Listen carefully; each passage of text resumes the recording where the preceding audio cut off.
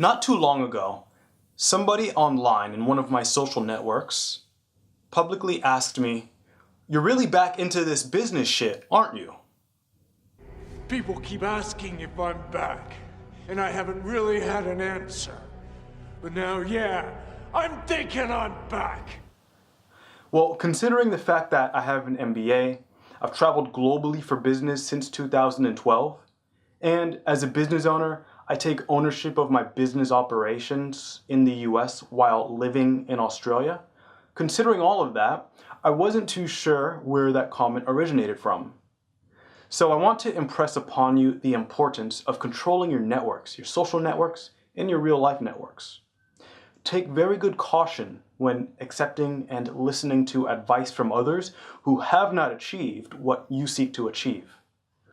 Protect your mind by surrounding yourself with success models, whether it be in ebooks, physical books, audiobooks, podcasts, or other means.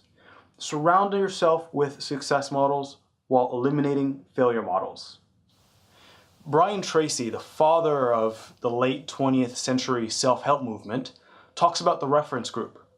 The group of individuals you surround yourself with that you become more like, whether you want to or not, because their thinking just permeates your mind. Well, Brian Tracy and Napoleon Hill were two of my early success models because when growing up, I didn't have immediate access to a personal reference group of established leaders in business, finance, and entrepreneurship. So I'll say it again. If you want to become successful, surround yourself with success models while eliminating failure models. Now I realize that this is a difficult one to implement.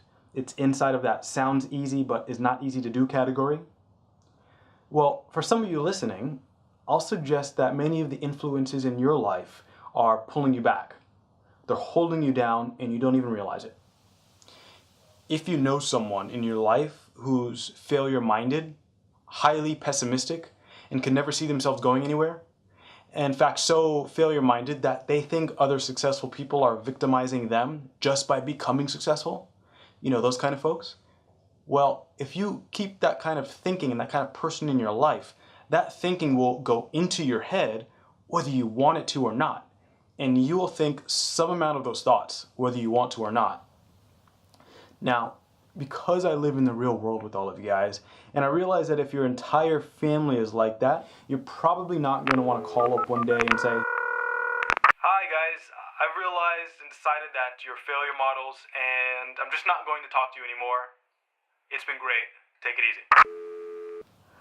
Look, I understand. However, what you've got to do is try to consciously spend less time with that kind of thinking. In the modern world, especially online, you have the power to control your networks and your social networks, online and offline.